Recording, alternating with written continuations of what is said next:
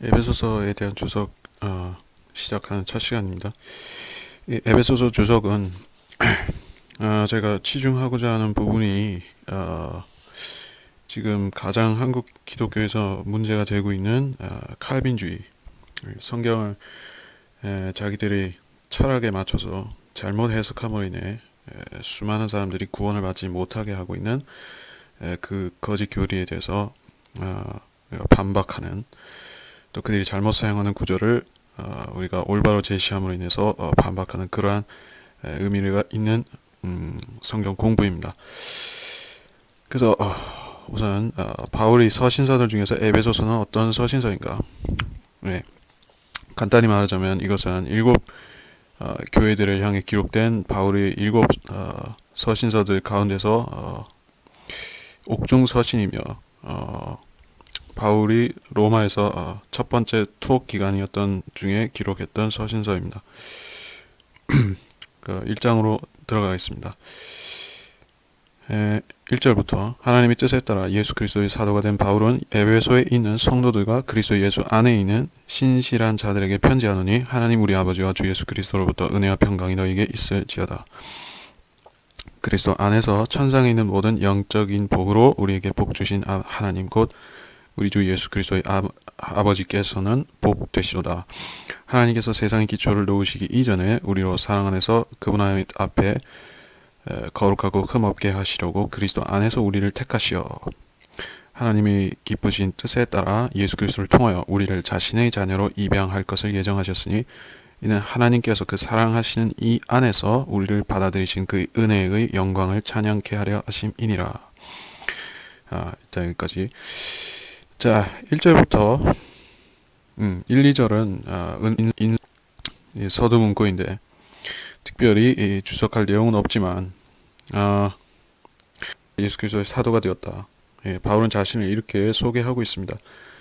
그러니까 주님께서 직접 임명하신 12사도, 그 중에 이 변절자인 유다 이스카리ot을 제외하고 11사도가 있었고, 그 뒤에 새로 마티아가 사도로 뽑혔었죠. 그리고 그 뒤에 더 많은 사도들이 나타났는데 그들은 개인적인 부르심을 입어서 사도가 된 사람들입니다. 바울도 이 다마스커스로 가는 도상에서 주님을 개인적으로 만남으로 인해 또 주님께서 그를 따로 사도로 임명하신 그런 사도입니다. 그래서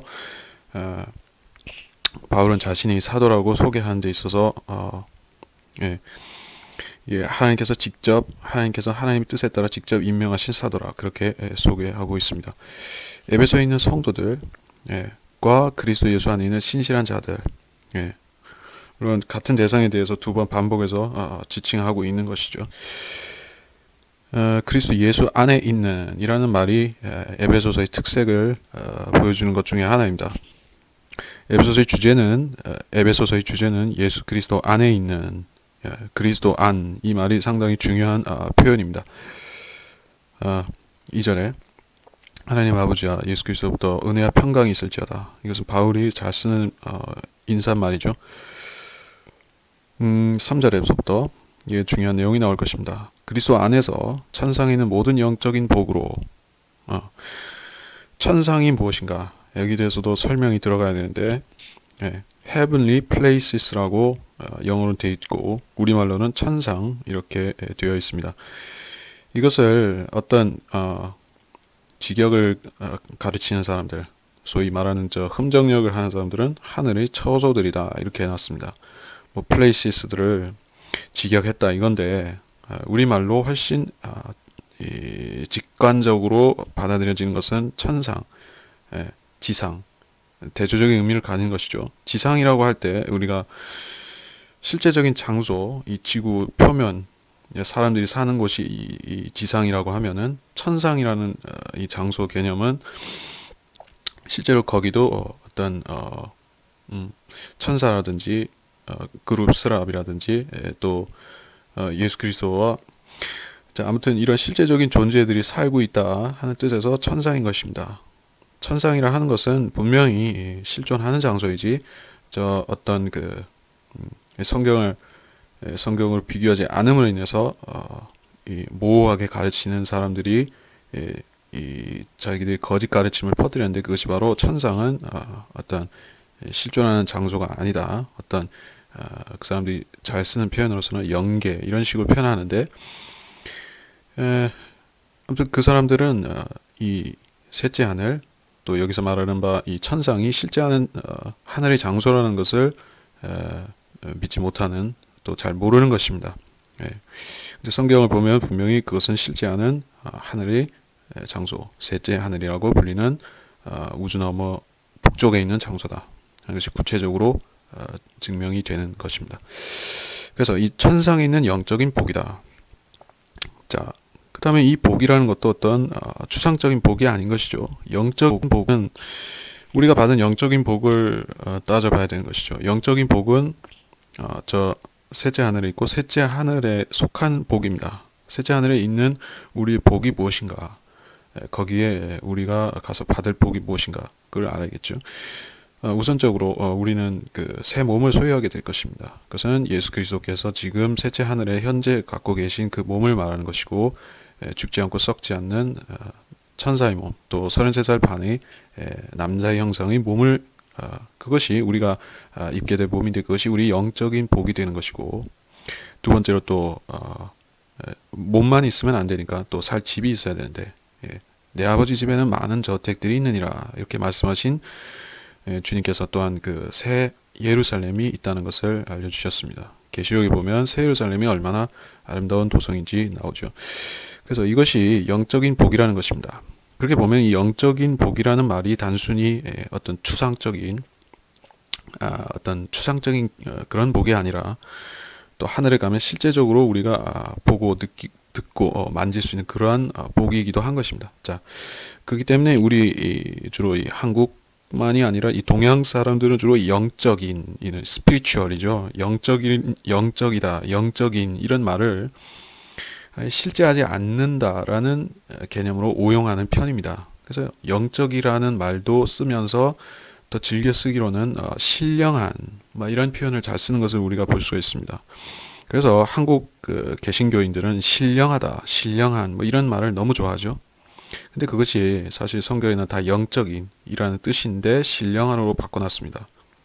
그래서 이게 실제한다는 사실을 더 못 믿게 되는 것이죠. 신령하니까 아주 미신적으로 생각하게 되는 그런 결과를 초래한 것입니다. 그래서 바른 성경이 중요한 것이고 그래서 우리에게 복 주신 하나님 우리 주 예수 그리스도의 아버지께서는 복되시도다. 자, 이 복의 출처는 아버지로부터 왔고 아버지께서 예수 그리스도에게 주셨는데 우리가 예수 그리스도의 몸에 연결되어 머리이신 예수 그리스도의 몸으로 연결되어 있으면 자동적으로 우리도 같은 복을 향유하게 되는 것이다. 같은 부활을 하게 되고 또 같은 장소에 새 예루살렘에 같은 장소에 또 살게 되는 것이다. 그 말씀을 하는 것입니다. 4절에서 하나님께서 세상의 기초를 놓으시기 이전에 자, 아주 중요한 표현입니다. 세상의 기초가 어디 있습니까? 사람들이 이 지구가 있고 이 태양계가 있고 또 지구가 속한 은하계가 있고 그런 것은 사실 성경에서 크게 중요한 게 아닙니다. 성경적으로 보면 이 우주에서 가장 중요하고 의미가 있는 장소는 지구인 것이죠. 왜냐? 이 지구에서부터 창조가 시작된 것이고 창세기 1장 1절에 따르면은 하늘과 땅이 하나님께서 태초에 하늘과 땅을 창조하신 것을 보는데 그만큼 이 지구가 그때부터 있었다는 것이에요. 우주, 은하계 그 가치보다도 더 크다는 것입니다. 자, 그래서 이 세상의 기초를 놓으셨다는 것은 말 그대로 창세기 1장 1절 그 이전에 라고 말하는 것입니다. 그렇다면 하나님께서 창세기 1장 1절 이전에 존재하셨다라는 사실이죠. 그것은 그리스도인이라면 그렇게 믿는 것인데 또 하나님께서 피조물이라고 생각하는 사람은 없겠죠. 근데 그때 이 하나님께서는 계셨지만은 다른 어떤 그 천사들 사람은 당연히 없었고 천사들도 없었을 것이란 말입니다. 그리고 기타 다른 존재들 지금은 타락한 천사들인 그런 존재들 또는 악령들 그리고 그들의 우두머리인 사탄, 그때 타락하기 전에는 그룹이었었죠. 그런 존재들도 하나도 없었단 말입니다.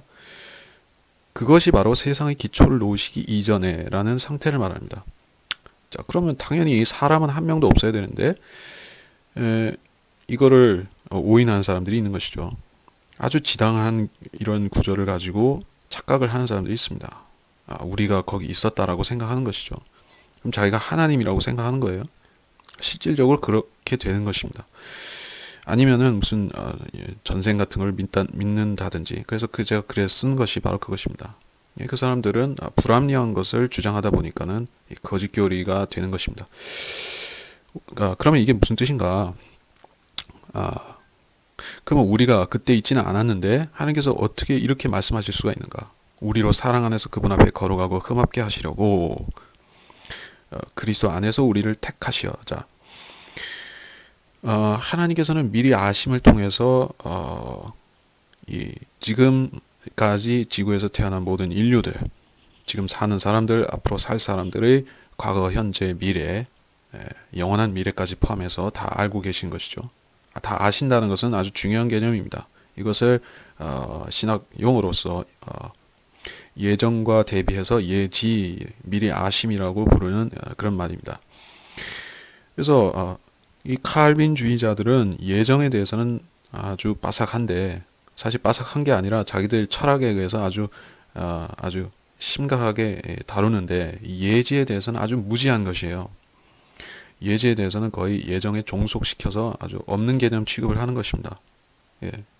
근데 생각해 보면 하나님께서 어떤 일을 미리 아시지 않고서는 그분께서 완벽한 결과를 이루어내실 수가 없는 것입니다.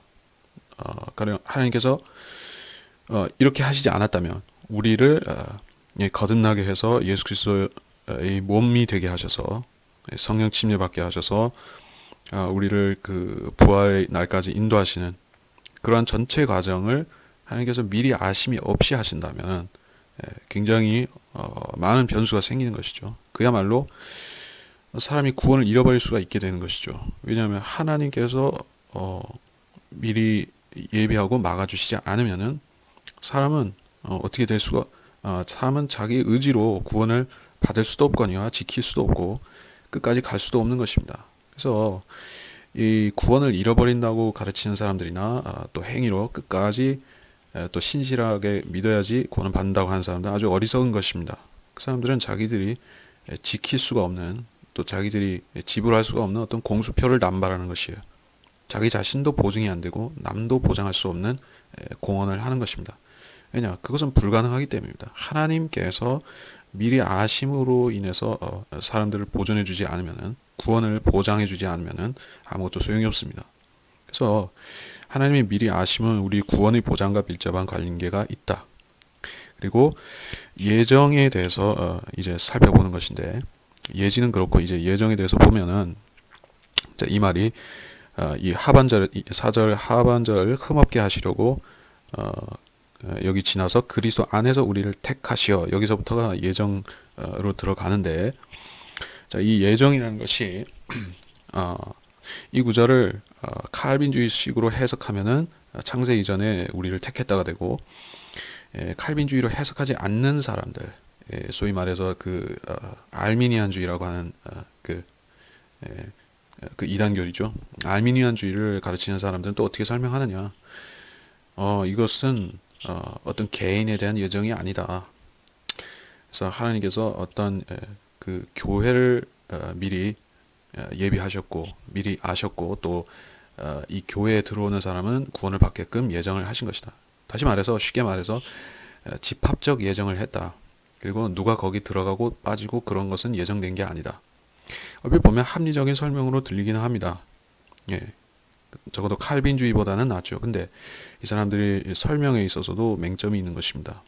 과연 하나님께서 교회만을 예정하셨고 거기에 어떤 사람들이 예수님의 몸으로 참여하는지 그런 구체적인 것이 예정이 없고 들쭉날쭉하면 어떻게 되는 것이에요? 예, 그 마찬가지 문제가 생긴다는 것입니다. 어떤 문제가 생기느냐? 가령 우리가 예수 그리스도를 자기 의지로 주로 믿고 영접할 때 구원을 받는데, 그러면 하나님께서 예, 우리한테 예정하신 것들이 있죠. 그때부터 예정하시는 것들이 있어요. 예, 구원받은 사람은 구원받고 거기서 끝나는 게 아니죠. 이제 육신으로 사는 동안에는 성령께서 구원의 보증이 되어 주시지만은 그 후에는 이제 죽어서 하늘나라로 간다든지, 또 주님께서 오실 때 새 몸을 입어야 되고, 또 그 뒤에 새 예루살렘으로 들어가고, 그 외에도 이 땅에 와서 통치도 하고 여러 가지가 있는데, 이게 주님께서 미리 아심과 미리 아심에 근거한 예정이 없다고 하면은 마찬가지로 우리가 그 이 땅에서 실패할 수도 있는 것이고, 이 땅에서 구원을 이루는데 실패할 수도 있는 것이고, 부활까지 못 갈 수도 있는 것이고, 그럴 수 있는 것입니다. 오류가 생기죠.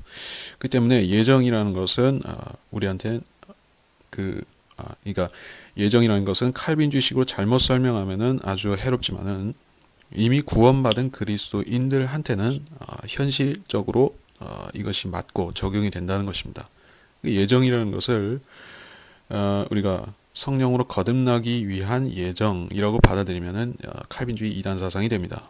근데 예정이라는 것을 구원받았을 적에 우리가 앞으로 그러니까 우리가 앞으로 하늘나라에 가서 어떻게 될 것인가, 그리고 상과 유업, 그리고 여러 가지가 있겠죠. 통치라든지 이런 부분에 있어서 하나님께서 우리를 어떤 위치에 예정하셨다, 그건 그렇게 말할 수가 있는 것입니다. 물론 하나님께서 예정하셨다고 해서 우리가 구원받은 이후에 손 놓고 그냥 주님이 일을 하지 않고 살아도 된다는 것은 아닙니다. 그러면 상이 없는 것이죠. 그러니까 하여튼 이 예정이라는 것은 구원 이전에 적용되는 예정으로 말하면 틀리다. 그러나 구원받은 사람, 이미 예수 그리스도를 영접한 사람에게 있어서는 확실한 부활의 예정이 있다. 또 새 예루살렘에 들어가는 예정이 있다. 그러한 하늘의 영적인 복을 받는 예정에 대해서 우리가 말할 수 있는 것입니다. 모든 그리스도인이 받는 공통된 예정이죠. 그것은 당연히 부활의 몸입니다. 이것도 예정이란 말이죠. 그래서 설명을 다시 5절로 넘어가서 하나님이 기쁘신 뜻에 따라 예수 그리스도를 통하여 우리를 자신의 자녀로 입양할 것을 예정하셨으니, 자신의 자녀로 입양할 것을 예정하셨으니, 자, 이게 영원 전에 예정했다고 하면 어떻게 되느냐? 우리가 생긴다는 얘기입니다. 우리를 자녀로 입양할 것을 예정하셨으면은 우리가 아닌 어떤 사람들은 자녀가 아닌 것으로 예정되었느냐, 이렇게 되는 것이죠. 여기서 자녀로 입양한다는 말을 어떻게 해석하느냐? 우리가 거듭나면 하나님이 자녀가 된다. 기본적으로 알고 있는 사실이지만은, 그러면 우리가 거듭났다고 해서 우리 육신이 즉시 하나님의 자녀, 하나님의 아들들의 모양으로 변합니까? 그렇지 않습니다. 우리는 여전히 옛 죄인의 모습 그대로 남아 있습니다. 단지 이 안에서 영적 할례가 일어남으로 인해 속사람, 즉 우리의 혼을 말하는데, 그 혼이 성령의 인침 아래 있는 것이죠. 그럼 이 혼만 구원받은 상태에서 또 살다가 결국에 이 몸까지 구원을 받게 되는데, 그러면 그때 자녀로 입양된다, 이것을 말하는 것입니다. 자녀로 입양된다는 것은 즉 부활을 말하는 것입니다. 그러니까 이것을 혼동하게 되면은 결국에 하나님께서 어떤 사람은 자녀로 입양할 것을 예정하시고, 즉 그것을 혼의 구원을 받을 것을 예정하시고, 이렇게 볼 수가 있는 것입니다. 근데 그건 틀렸다. 그리고 6절로 넘어가서 그 사랑하시는 이 안에서 당연히 예수 그리스도를 말하는 것입니다. 우리를 받아들이신 그의 은혜의 영광을 찬양케 하심이라. 우리가 하나님께 어떻게 받아들여질 수 있는가? 한 가지 방법밖에 없는 것이죠. 주님께서 자기를 길이요 진리요 생명이라고 말씀하셨고, 아들로 말미암지 않고는 아버지께로 올 사람이 아무도 없다. 요한복음에 그러한 말씀을 많이 했습니다. 그러니까 예수 그리스도가 삼위 하나님이신데, 또 그분이 육신으로 오신 하나님이시므로 하나님을 볼 수는 없지만, 우리가 예수 그리스도를 이 믿음으로 만나면은, 믿음을 통해서 영접하면은 그때 우리가 하나님을 만나는 것이고 또 하나님 안으로 들어가는 것입니다. 그 하나님께서 우리를 받아주시는 것인데, 즉 그 그리스도 안에 있어야 된다는 얘기입니다. 그리스도 안에 있으려면은 거듭나야 된다. 예. 그러니까 그리스도 안에 들어오지 않은 사람이, 성령 침례로 거듭나지 않은 사람이 이런 걸 주장할 수 없다는 얘기입니다. 성령 침례로 거듭나지 않은 사람은 그의 은혜의 영광을 찬양할 수가 없습니다. 분명히 여기는 그의 은혜의 영광을 찬양케 하려 하심이라 말씀하셨습니다. 그러니까 이것은 하늘나라에 가서 찬양한다는 얘기가 아니라 거듭난 사람은 이 땅에서부터 찬양한다는 말씀이죠. 그래서 그리스도인은 한 가지 노래를 잊을 수가 없는 것입니다. 자기가 거듭난 사실에 대해서 시와 찬송과 찬송으로 하나님께 감사드리는 것입니다. 예배라는 것이 어떤 지식을 주입받기 위한 그러한 목적만이 아니라 자기를 구원해 주신 구세주 예수 그리스도를 그렇게 은혜의 영광을 찬양하는 것이 바로 이 거듭난 사람의, 이것을 의무라고 할 수도 없는 그런 하나의 본질인 것입니다. 찬양이라는 것은 영혼에 들어가서도 계속 하는 것이니까 우리한테는 아주 본질적인 우리 자신입니다. 그리스도인 중에서 찬양을 싫어하는 사람은 없는 것이죠. 그래서 잘 부르건 못 부르건 음치일지라도 상관이 없습니다. 어떻게든 찬양을 통해서 하나님께 영광을 돌려드리는 것은 그 사람이 그리스도 안에 있을 때 그렇게 성립이 됩니다. 7절에서부터 이제 구원에 대해서, 구원의 구원의 순서에 대해서 더 설명하고 있습니다. 그 사랑하시는 이 안에서 우리가 그 은혜의 풍성함을 따라 그의 보혈을 통하여 구속고 죄들의 용서함을 받았느니라. 그의 은혜의 풍성함으로 인하여 그는 모든 지혜와 총명을 우리에게 넘치게 하시어 그의 기쁘심을 따라 자기 안에서 계획하신 바 그의 뜻의 신비를 우리에게 알게 하셨으니, 이는 때가 찬 경륜 안에서 하늘에 있는 것들이나 땅에 있는 것들이나 자신 안에 있는 것들까지도 만물을 그리스도 안에서 하나로 함께 모으려는 것이니라. 모든 것을 그 자신이 의도한 대로 행하시는 이 목적을 따라 우리가 예정되어 그분 안에서 유업을 받았으니, 이는 먼저 그리스도를 믿었던 우리로 그 영광을 찬양케 하려 하심이니라. 너희도 진리 말씀 곧 너희 구원의 복음을 듣고서 그분을 신뢰하였으니 또 너희가 그분을 믿고서 약속의 그 성령으로 인침을 받은 것이니라. 이는 값주고 사신 그 소유를 구속하기까지 우리 유업의 보증이 되사 그의 영광을 찬양케 하려 하심이니라. 7절에서 뭐라고 말씀하시는가? 사랑하시는 이 안에서, 자, 또 나왔습니다. 이런 표현이 2번 나왔습니다. 그리스도 안이라는 게 그렇게 중요한 것이죠. 안으로 들어와야 됩니다. 그래야지만 이 구절을 자기한테 적용할 수 있습니다. 거듭나지 않으면 이 구절을 자기한테 적용할 수 없습니다. 서신서는 그런 책입니다. 에베소서는 그런 책입니다. 그 사랑하신 이 안에서 우리가 그의 은혜의 풍성함에 따라 보혈을 통하여, 자, 예수님 안으로 들어왔을 때 어떤 일이 일어납니까? 그의 보혈을 통하여, 보혈. 예수 그리스도의 피가 빠진 기독교는 종교일 뿐입니다. 거기에는 죄들의 용서함이 없습니다. 그것은 종교는 될지 몰라도 복음과는 전혀 상관이 없습니다. 복음이라는 것은 기쁜 소식을 말하죠. 기쁜 소식은 하나님께서 아무 대가도 받지 않으시고 단지 아들의 희생으로 인해서 우리 하나님이 피를 흘리신 아들의 희생을 통해서 우리를 값없이 죄에서 놓아주신다는, 죄들을 용서해 주신다는 그 소식이 바로 복음인 것이죠. 그리고 그것은 거듭난 사람한테는 너나 할 것 없이 똑같이 죄들의 용서함이 있는 것입니다. 그리고 그리고 7절에서 그리고 8절에서 어떤 지혜와 총명을 말씀하고 있는데, 그리스도인들은 성령께서 주신 지혜도 있고 총명도 있습니다. 성령께서는 사람을 거듭나게 하실 때 그 사람 안에 성령을 주시면은 그때부터 영적인 지식, 지혜, 총명 이런 것이 생깁니다.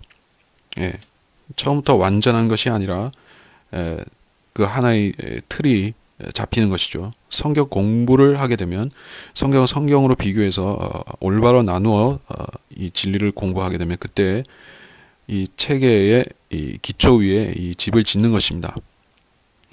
그래서 여기서 우리에게 넘치게 하시어, 자, 이 서신서를 이미 장성된 그러한 에베소의 그리스도인들, 신실한 자들 보내고 있죠. 즉 우리는 이렇게 되어야 한다는 것이죠. 모두가 거듭나면 자동적으로 이 상태에 도달한다는 게 아닙니다. 그러니까 자, 계속 설명하겠습니다. 9절에서 그의 기쁘심을 따라 자기 안에서 계획하신 바 그의 뜻의 신비라는 말이 나왔죠. 이 신비라는 말은 성경 7 신비가 나오는데 그 중에 하나가 이 신약 교회의 신비를 말씀합니다. 이 신비는 한 몸 된 교회의 신비, 즉 그렇게 말할 수 있죠. 사도 바울이 처음 계시받은 것이고 이 신비가 우리 신약 교회를 설명하는 신비입니다. 간단히 말해서 예수 그리스도께서 셋째 하늘에 계신 영적인 머리이신데 이 땅에서 예수님을 믿고 영접하는 사람은 자동적으로 그의 몸이 되어서 지체가 되어서 하나의 그 지상에 있는 어떤 교회의 교회 멤버를 지체라고 하지만은 실질적으로 거듭난 사람만이 이 예수 그리스도의 몸인 지체가 된다 하는 의미에서 이것은 신비죠. 머리는 보이지 않는데 몸은 존재하는 것이죠. 그래서 사람들은 예수 그리스도가 보이지 않으니까, 눈에 보이지 않고 사람들 앞에 나타나지 않기 때문에 몸만 있는 것으로, 그래서 이것은 아주 우습게 여기는 것이죠. 하지만은 이것은 영적으로 뿐만 아니라 실제적으로 존재하는 신비인 것입니다. 그의 뜻의 신비를 우리에게 알게 하셨으니 사도 바울이 계시받았고 계시받은 것을 성도들에게 나눠줬습니다. 그래서 우리는 지금 예수님이 하늘에 계신 우리 머리라는 것을 알게 된 것이죠. 10절에서 때가 찬 경륜이라는 말이 나왔죠. 이 때가 찬 경륜에 대해서는 아주 큰 주제인데 성경에서 계시록 21장 이후가 이 때가 찬 경륜의 시대를 다루고 있죠. 그때가 되면은, 지금이 아니라 그때가 되면은 하늘에 있는 것들, 땅에 있는 것들이라고 했습니다. 어떤 것들이라는 것은 만물을 다 포함하는 것입니다. 사람들까지도 포함할 수 있느냐? 포함할 수 있습니다. 근데 여기선 구분이 되어 있습니다. 하늘에 있는 것들, 땅에 있는 것들, 그리고 자신 안에 있는 것들, 이렇게 말씀했습니다. 자신 안에 있는 것들은 예수님이 몸이 된 우리 지체들,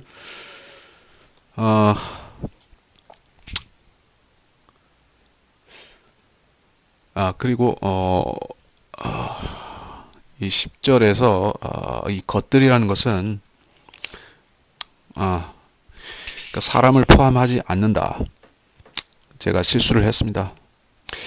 그러니까 제가 처음에 성경을 읽었을 적에 하늘에 있는 것들, 땅에 있는 것들, 이 만물이라는 말을 사람으로 이렇게 연결짓게 되는 것이, 우리도 만물에 속했지 않느냐. 근데 그리스도인은 만물에 속한 존재가 아니죠. 예수 그리스도는 만물입니까? 아니면은 만물을 창조하신 하나님입니까? 그리스도인은 예수님이 몸이 되는 것이요. 그러니까 예수님에 속했으면은 예수님이 몸이고 만물과 구별되는 것입니다. 창조주 안에 들어간 것이죠. 자, 그래서 이런 만물이라는 것은 우리는 적어도 의미하지 않는 것이요. 그리고 여기서는 실질적으로 어떤 사물들을 말하고 있습니다. 만물이란 것은 그래서 이 세상을 운영하시는 섭리하시는 그러한 하나님의 계획, 행위, 경륜, 그것을 가리킨다. 그렇게 설명을 주석서에는 하고 있습니다. 그리고 구원받지 않은 사람들도 여기 포함될 수가 없습니다. 예. 구원받지 못한 사람들은 지옥에 가기 때문에, 또 그 사람들은 그리스도 안으로 들어오지도 않기 때문에 그렇습니다. 예, 결국에 그리스도께서 모든 것 안에서 모든 것이 되신다. 예, 그 말씀을 하고 있습니다. 주님께서 통치하시는데 처음 통치하시는데 그때는 천년왕국 때는 이 땅을 통치하시죠. 말 그대로 땅을 통치하시다 그 뒤에는 이 우주로까지 주님의 통치가 통치 영역이 확산되어 가는 것이 바로 성경이 결론을 말하는 것인데, 이 상태가 우주로 확산되어 가는 상태가 바로 만물을 하나로 모으는 그걸 말하는 것이죠. 예. 그리스도의 몸이 또 확장되는 것이죠. 성도들이 그리스도의 몸이니까 신약 성도들이 이 뻗어 나가면은 또 이 몸이 이 주님이 새 창조하신 하늘과 땅으로 또 뻗어 나가면 그것이 하나로 함께 모은다는 그 표현에 해당되는 것입니다. 예, 그리고 11절에서 우리가 예정이라는 말이 나왔는데, 자, 이 예정이라는 것은 유업과 상관이 있다는 것을 우리가 알 수가 있습니다. 그리고 이 유업은 받았으니라고 이렇게 확정형으로 쓰인 유업입니다. 그러니까 어떤 유업은 우리가 노력해서 앞으로 성취해야 되는, 또는 노력하지 않으면은 잃어버릴 수도 있는 유업이 있어요. 근데 이렇게 여기서 말씀하시는 11절에 말씀하시는 바와 같이 그분 안에서 유업을 받았으니라고 확정형으로 우리한테 돌아오는 유업도 있습니다. 그 그리스도인은 아주 그 세상에서 말하는 바, 이 세상 종교인들과도 다르지만은 또 과거의 시대의 구약이라든지 또 앞으로 나타날 대환란이라든지 그 이외의 사람들과도 구별이 되는 게 한 가지, 하늘의 유업과 땅의 유업을 동시에 소유하는 그러한 사람인 것입니다. 예, 하늘의 유업이 무엇인가? 그것은 아까 말했듯이 우리가 33살 반의 남자의 몸을 갖게 된다. 이것이 우리의 영원한 유업 중에 하나이고, 또 새 예루살렘이 있다. 예, 그 요약해서 말한 것입니다. 더 많은 복들이 있겠죠. 하늘에 속한 그러한 복과 또 이 땅에서 우리가 신실하게 주님을 끝까지 섬겼으면은 받게 되는 통치라는 그러한 유업이 또 있다는 것입니다. 두 가지가 있는 것이에요. 하나만 생각하면은 그러니까 이 전자의 먼저 설명했으니까 그 전자인 하늘의 유업만 생각하게 되면은 우리가 이 천년왕국을 잊어버리게 되고, 그러면 무천년주의자들에게 속는 것이죠. 예, 하늘에서 하늘의 유업만 누리고 살 것이다. 근데 그게 아니라 하늘의 유업도 받고 이 땅에서 신실한 사람은 통치도 하고, 이런 두 가지 유업이 있는 것입니다. 그리스도께서 그 두 가지를 다 취하시기 때문에 자, 우리도 신실하면은 땅의 유업을 같이 받는 것입니다. 그래서 이 유업이라는 것은 11절에서 유업이라는 것은 하늘에 속한 유업이다. 하늘에 속한 유업을 말한다. 우리가 그렇게 말씀드렸습니다. 12절에서 먼저 그리스도를 믿었던 우리로 영광을 찬양케 하려심이라. 먼저라고 했습니다. 먼저. 자, 구약 성도들은 예수 그리스도를 믿을 수가 있었습니까? 믿을 수 없었죠. 예수님이 아직 육신으로 안 나타나셨기 때문에, 또 그들은 선지자들이 초림과 재림을 구분할 수가 없었습니다. 그래서 그들은 아주 모호한 상태에 있었는데 주님이 나타나셔서 이분이 메시아라는 것을 믿기까지 시간이 또 걸렸습니다. 주님께서 사역을 다 마치시고 이제 제자들에게 말씀하시는데도 그들은 깨닫지 못하다가 결국에 부활하신 주님이 나타나셔서 자기를 보여주시니까 그때야 주님 부활을 믿게 됐습니다. 거기서 또 끝난 것이 아니라 오순절 날에 가서 성령께서 들어오셨는데, 그때도 그들은 영적 할례라든가 모든 죄인이 똑같이 구원받는다, 유대인과 이방이나 헬라인이나 상관없다는 그런 것도 몰랐습니다. 결국에 바울까지 와서야 이제 온전한 신학교에 대한 진리가 수면 위로 이렇게 밝혀진 것입니다. 성령께서 밝혀주신 것입니다. 그러므로 먼저 그리스도를 믿었던 우리라는 것은 말 그대로 신약 성도의 우리를 말하는 것이죠. 어떤 다른 사람이 아니라 먼저 믿은 사람들, 우리. 나중에 믿을 사람이 있다는 말이죠. 먼저라는 것은 나중을 또 같이 전제하고 있는 말입니다. 먼저 믿은 것은 우리이고, 나중에 믿을 사람들은 또 대환란 때 믿을 그 사람들을 말하는 것이죠. 천년왕국 때는 믿는 것이 아니라 그때 행하는 것이니까 거기서 그것은 제외되고, 나중에 믿을 사람들은 환란 성도다 하는 것을 알 수가 있습니다. 그 영광을 찬양케 하심이라. 너희도 진리 말씀 너희 구원의 복음을 듣고서 신뢰하였다. 진리의 말씀, 곧 너희 구원의 복음 이렇게 말씀입니다. 예, 구원의 복음이라는 말이 성경에 흔하게 쓰이는 말입니까? 아니면은 이 신약 성경 중에서도 바울의 서신서에서 집중적으로 쓰이는 말입니까? 예. 성경을 부주의하게 읽게 되면은 구약도 복음이고 신약도 복음이고 이것도 복음 저것도 복음이 되는데 이 구원의 복음이라는 것은 그렇게 아무데나 있는 것이 아닙니다.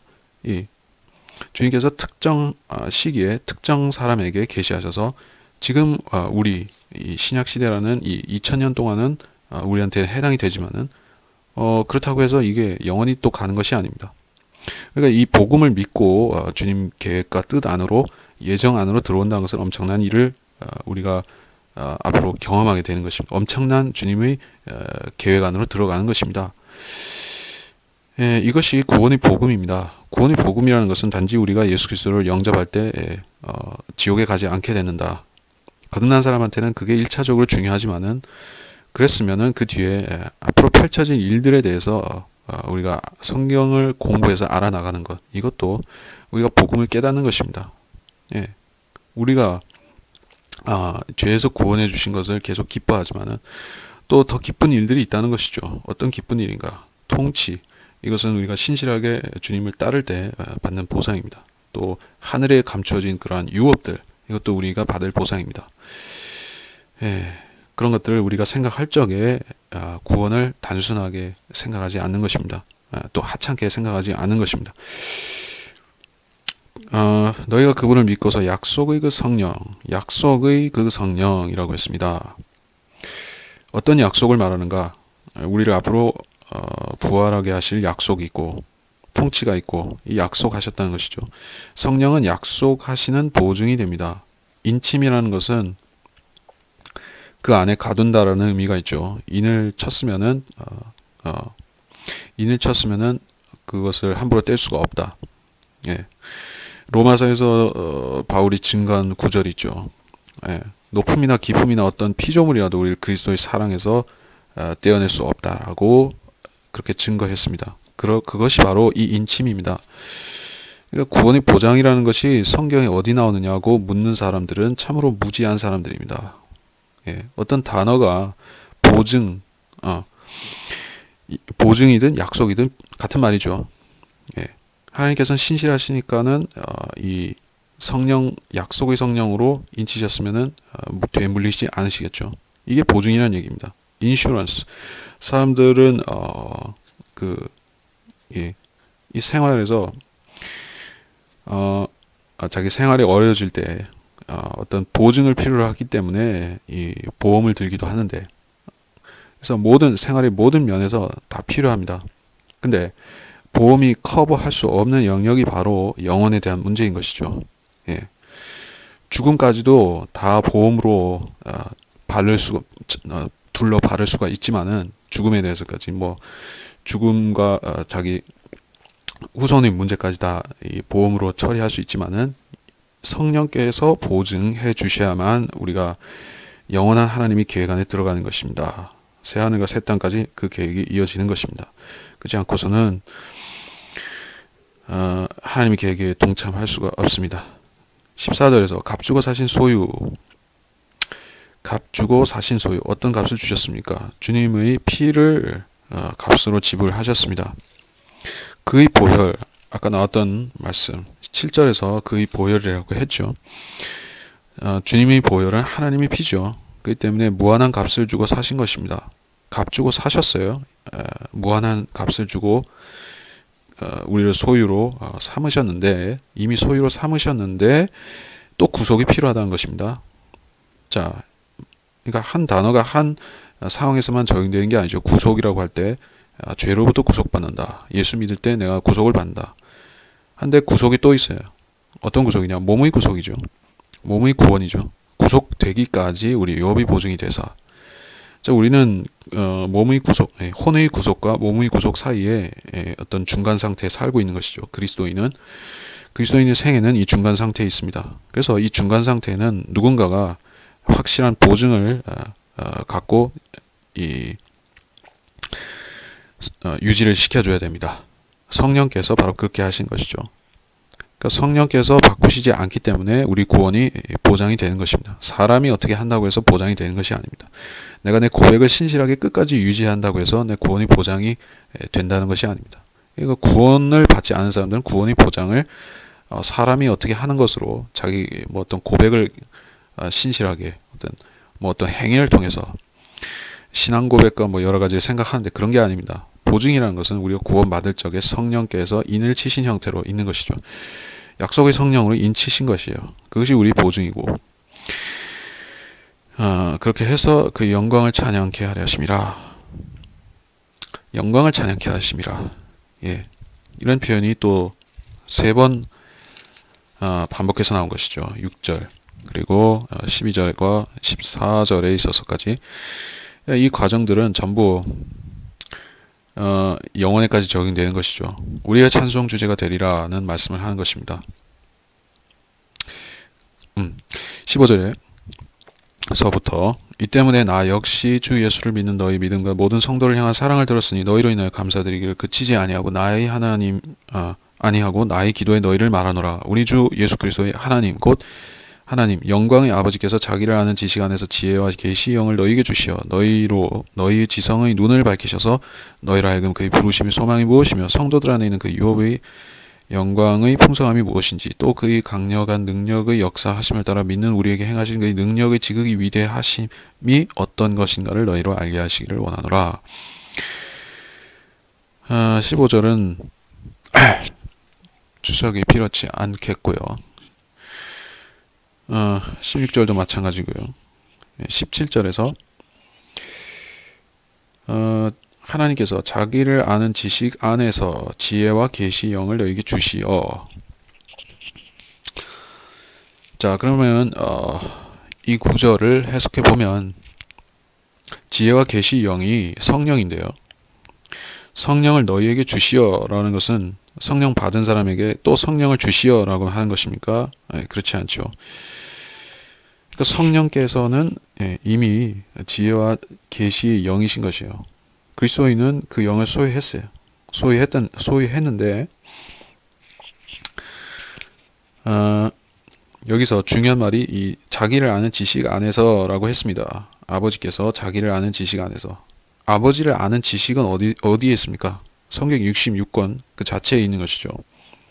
체험을 통해서가 아니라 성경에 있는 것입니다. 그래서 이 지식이 거듭난 사람이 그 거듭난 상태에서 아무 백지 상태에서 그렇죠. 자기가 지옥에 안 간다는 그것을 알고 자기 구원해 주신 분이 예수 그리스도라는 사실을 아는 단지 그 상태에서 있다가 그 사람이 성경을 공부하게 되면은 진리 지식을 알게 되고 또 아버지를 아는 지식이 성장하는데 그러면 그때 지혜와 계시영을 너에게 주신다는 것은 성령께서 이 안에서 지혜와 계시의 영으로서 활동하신다. 예. 그것을 말하는 것이죠. 성령께서 막 거듭난 사람을 그것을 모두 깨닫게 하시기 어려운 것이죠. 성경을 반드시 알아야지만 지혜와 계시 영이 우리 안에서 일하시는 것입니다. 우리한테 그런 지혜와 계시를 주신다는 것입니다. 그렇게 되면 너희의 지성의 눈을 밝히신다. 지성의 눈이라고 했습니다. 자, 단지 예수 그리스도를 믿는다는 것은 지성으로 믿는 것이 아니지만 우리의 마음을 다해서 믿어야 되지만 그렇습니다. 순서가 먼저 마음에서부터 지성 그리고 물론 마음이라는 것은 계속 유지해야 되는 것입니다. 우리가 마음으로 예수 그리스도를 영접하고 그 한 번으로 우리 마음은 땡친 것이 아니라 우리 마음은 여전히 거기에 매여 있어야 되는 것이요. 거기에 더해서 우리의 지성까지도 예수 그리스도 안으로 예수 그리스도를 통해서 성령께서 밝혀주시는 대로 지성의 눈을 밝혀야 되는 것이요. 지성의 눈을 밝힌다. 사람들이 이 지성의 눈을 밝히기 위해서 주로 학문에 의존하는 것이죠. 대학교에 가고 어떤 전문 분야를 연구를 하게 되면 지성의 눈이 밝혀진다라고 생각하지만은 그것은 이 육신에 속한 지성을 말하는 것이고 성령께서 주시는 지성은 땅의 것을 밝혀주는 지성이 아닙니다. 물론 이 땅의 것들도 부분적으로 해당될 수 있습니다. 그리스도인 과학자들이죠. 또 뭐 그리스도인 의사들도 있고, 이런 사람들은 이 다방면에 있어서 성령께서 지혜를 주셔서 또 훌륭한 업적들을 남기기도 합니다. 근데 그 이전에 우리 지성의 눈을 밝히신다는 것은 무엇을 밝히시는 것인가? 그의 부르심의 소망이 무엇이며, 부르심은 우리가 구원받을 때 우리를 부르신 것이죠. 그리고 부르셨으면은, 그리고 우리가 믿었으면은 그때부터 소망이 있습니다. 어떤 소망인가? 셋째 하늘에 속한 소망들이 생기죠. 부활의 소망이 생기죠. 그리고 성도들 안에 있는 그 유업의 영광의 풍성함이라고 했습니다. 성도들 안에 있습니다. 우리 안에 있다는 얘기예요. 그의 유업의 영광의 풍성함. 우리 안에 지금 유업이 있다는 얘기입니다. 유업이 있어요. 그러니까 이래서 제가 그러니까 이런 사실을 모르는 목사들, 거짓 목사들 뿐만 아니라 바른 성경을 믿어도 이런 걸 모르는 사람도 있는 것이요. 그러니까 성경 공부를 진리 지식을 정말로 올바로 나눠서 공부를 하지 않으면 이런 걸 놓치는 것입니다. 즉 벌거벗은 그리스도인이다. 그렇게 생각하는 사람들이 있습니다. 어떤 사람들은 벌거벗은 채로 하나님 옆에 서리라. 그렇지 않습니다. 그리스도인들은 물론 여기서는 세마포나 그런 것을 다루는 것은 아니지만은 우리 유업을 지금 말하고 있으니까 같이 말하는 것입니다. 그리스도인은 유업이 최소한 놓치지 않는 유업이 있습니다. 부활이죠. 부활에 동참하지 못한다면은 다 잃어버린 것이죠. 지옥에 가니까. 그러니까 그것은 우리의 유업이 되는 것이요. 예수님께서 자기 의로 우리한테 거저 주신 유업이 되는 것이요. 주님께서 부활하셨기 때문에 우리도 따라서 부활하는 것입니다. 주님께서 새 예루살렘에 들어가서 사실 것이기 때문에 우리도 몸이기 때문에 거기 사는 것입니다. 그러니까 우리는 이건 노력해서 얻는 유업이 아니었죠. 믿으면 자동으로 따라오는 유업인 것입니다. 그런 것이 있어요. 근데 이걸 깨닫는 것이 이걸 깨닫는 걸 말하는 것입니다. 지금 성도들 안에 있는 그 유업의 영광의 풍성함. 우리가 노력하고 애써서 받은 것이 아닌데, 행위로 애쓴 게 아닌데 주님께서는 엄청난 선물을 주셨다. 하늘에 그것이 간직되어 있다. 천상에 그것이 간직되어 있다. 하는 걸 깨닫는 게 얼마나 큰 풍성함인가. 그렇죠? 사실 통치를 말하고 천년왕국에서 우리가 통치한다고 말하지만 그것은 이 기본적인 유업, 이 셋째 하늘의 유업과 비교해 보면은 그거는 본질이 아니죠. 본질이 아니라 해서 무시해도 된다는 게 아닙니다. 통치를 무시해도 된다는 게 아니라 기본적인 것이 어마어마하게 크다는 것이죠. 기본적으로 어마어마한 유업을 주신다는 것이죠. 예, 새 예루살렘에 아무나 살 수가 있습니까? 영원시대의 민족들은 거기 들어와 살 수 있습니까? 아무나 못 살죠. 그리고 거긴 주님께서 친히 몸으로 들어와서 사시는 도성이 되는 것이에요. 새 예루살렘 성이. 그런 엄청난 영광을 받는 것이 그게 적은 일이겠습니까? 근데 이걸 못 깨달게 되면은 정말 불만스러운 삶을 살 수밖에 없는 것입니다. 예, 내가 구원은 받았지만은 앞으로 이 심판사에 가서 두드려 맞을 생각만 하면서 살면 정말 물론 두렵고 떨림으로 우리가 주님을 섬겨야 됩니다. 한데 우리 안에는 그 두렵과 떨림과 함께 기쁨이 있어야 되는 것이요. 우리가 하늘에 가서 무엇을 받을지, 우리를 기다리는 그 찬란한 영광이 무엇인지, 새 예루살렘이 무엇인지 하는 그 기쁨이 있어야 되는 것이에요. 이제 사도 바울은 이거를 가르치고 이거를 우리가 알라고 하는 것입니다. 알아야죠. 모르게 되면은 슬프게 사는 것입니다. 그리고 자기가 벌받을 생각만 하고 정말 움츠려 사는데 그럴 것이 아니라 우리가 받은 은혜를 찬양할 수 있어야만 됩니다. 예. 19절에서 그의 강력한 능력의 역사하심을 따라 믿는 우리에게 향하신 능력의 지극히 위대하심이라고 했습니다. 강력한 능력이라고 했습니다. powerful, 강력한 능력입니다. 이 능력이 영적으로 나타났지만은 우리는 그 실제적으로 보지 못했습니다. 우리 안에서 강력한 능력으로 결코 떼어질 수 없는 영과 혼과 몸의 분리라는 그것이 일어났습니다. 이것이 거듭남이었고 영적 할례였고 우리가 죽었던 영이 살아나서 하나님을 섬기게 된 사건이었습니다. 근데 이러한 강력한 능력의 역사하심이 또 있는 것입니다. 우리가 몸이 구원받을 때 반드시 필요한 것이 바로 주님이 강력한 능력의 역사입니다. 이 우주 만물에는 물리 법칙이 작용해서 벗어날 수가 없죠. 지구에는 중력이 있고 인력이 있고 이 우주엔 다 있는 것이죠. 근데 셋째 하늘은 우리가 자기 힘으로 갈 수 없을 뿐만 아니라 어떤 물리적 수단으로도 안 되는데 성령께서 우리를 변화시켜 주시고 몸이 변화되고 그래서 주님께서 가지신 그 변화된 몸과 같이 되면 그때는 올라갈 수가 있는 것입니다. 그것은 전적으로 아버지께서 강력한 능력으로 우리를 이 죽은 몸들을 또 이 죽어야 하는 몸들을 변화시켜 주셔야만 그렇게 되는 것입니다. 즉 부활을 말하는 것, 부활과 휴거를 여기서 말하는 것입니다. 그 능력의 지극히 위대하심이 어떤 것인가 너희에게 알게 하시길 원하노라. 바울은 이것을 알기를 원한다고 말씀합니다. 그러면서 고린도 전서에서 그 부활의 능력을 또한 설명하고 있죠.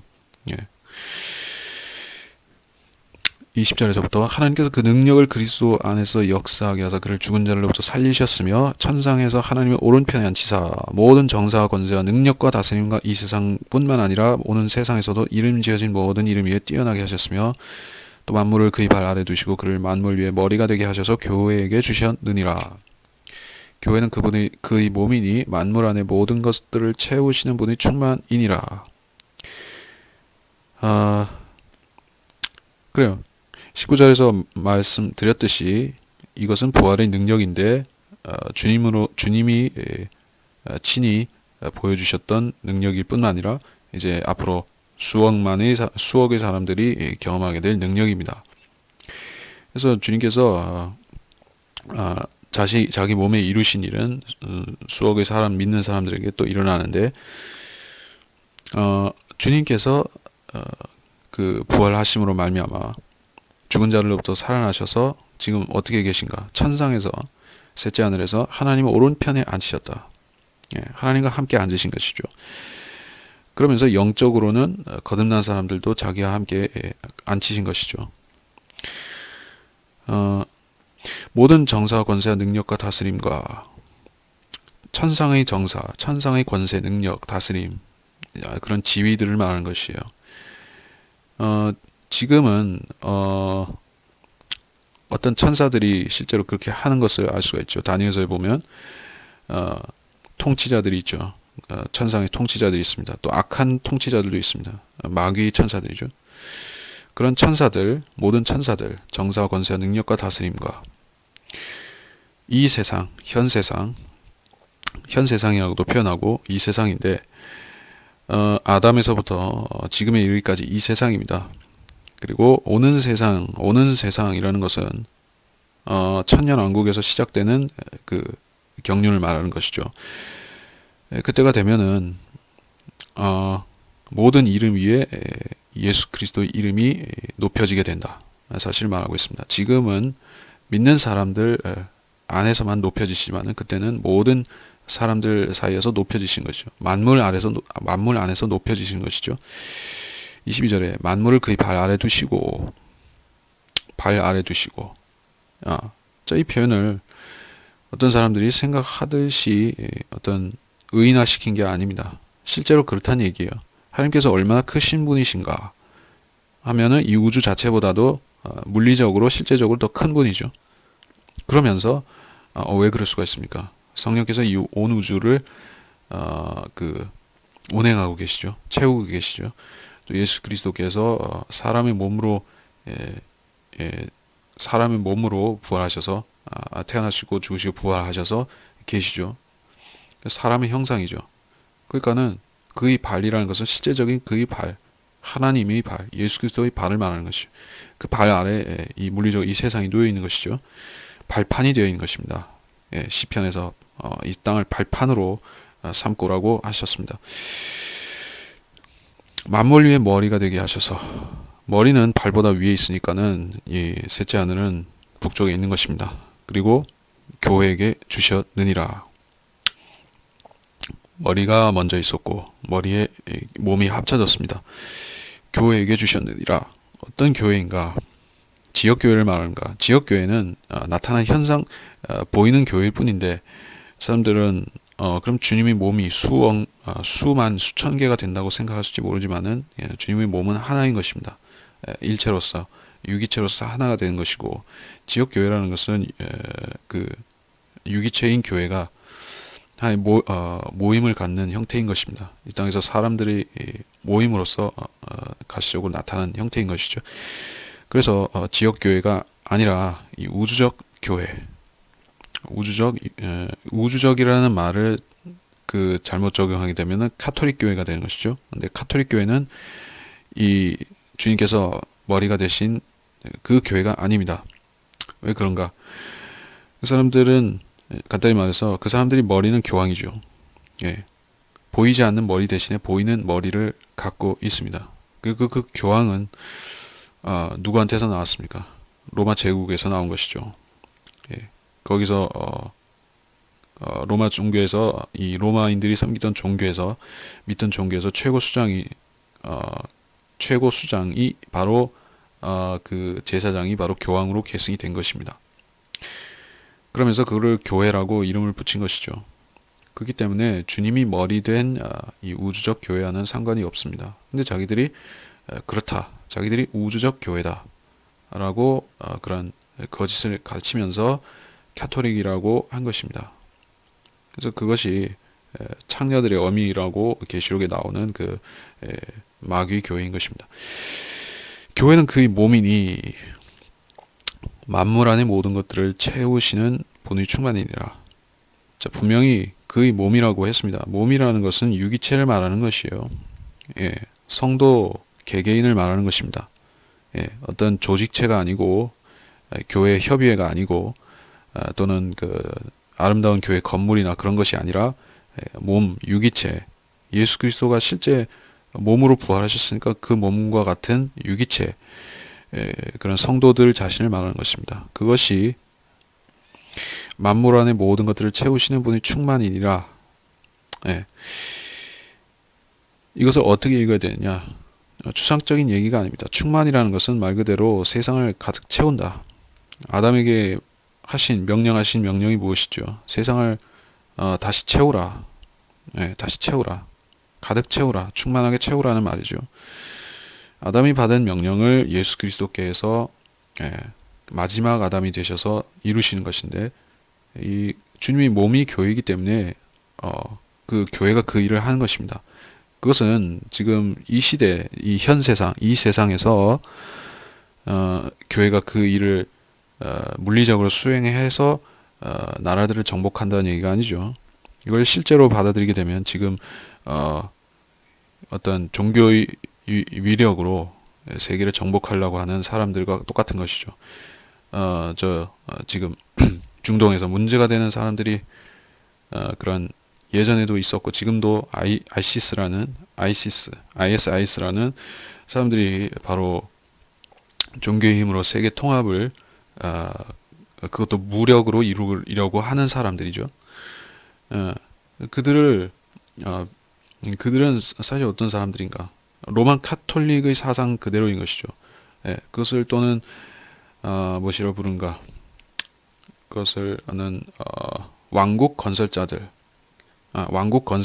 부르고 프리메이슨, 일루미나티 이런 사람들의 사상이 바로 그것입니다. 뉴에이지도 똑같은 부류이고 그렇지만 인간의 힘으로 이 땅의 천국 마태복음에 킹덤 오브 헤븐 천국을 말씀하셨죠. 그거를 인간의 물리력으로 이루겠다. 거기에 종교를 버무려 가지고 그걸 성취하겠다라는 것이 바로 그 사상입니다. 근데 여기서 23절에서 말씀하시는 충만이라는 것은 언제 충만하게 되느냐? 언제? 오는 세상에서 그렇게 될 것이라는 말입니다. 예. 지금도 주님의 이름은 모든 이름 위에 뛰어납니다. 그러나 믿는 사람만 그 사실을 압니다. 근데 앞으로는 누가 원든 원치 않든 머리 숙여야 됩니다. 주님의 이름 위에 앞에 머리를 숙이고 엎드려야만 됩니다. 그 발에 입 맞추어야만 되는 것이죠. 그러한 뛰어남 그리고 그 주님의 이 온 세상 나아가서 온 하늘과 땅에 충만하게 이 주님이 나라가 확장되는 것, 왕국이 확장되는 것, 이것이 그분의 충만입니다. 그러니까 지금 사람들이 꿈꾸는 이 세상을 뉴월드 오더로 하나로 합치게 한다. 또는 어떤 기독교 통합이나 종교 통합을 말한다 하는 것은 아주 주님의 편에서 보자면은 아주 흰개미 집보다도 못한 것이죠.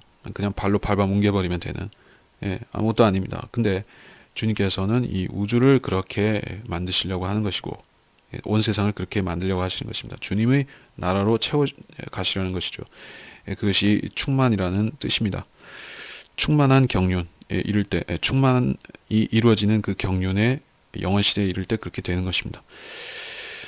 이렇게 해서 우리가 1장을 대략적으로 살펴봤습니다. 그래서 1장에서 칼빈주의에 대해서 좀 설명하다가 말았지만은 뒤에 가면서 더 설명할 기회가 있을 것이고, 그래서 우리가 칼빈주의에 대해서 제대로 반박할 수 있느냐, 그리스도인이 성장한 그리스도인이고 진리 지식을 제대로 공부한 그리스도인이라면 그거를 할 수가 있어야만 됩니다.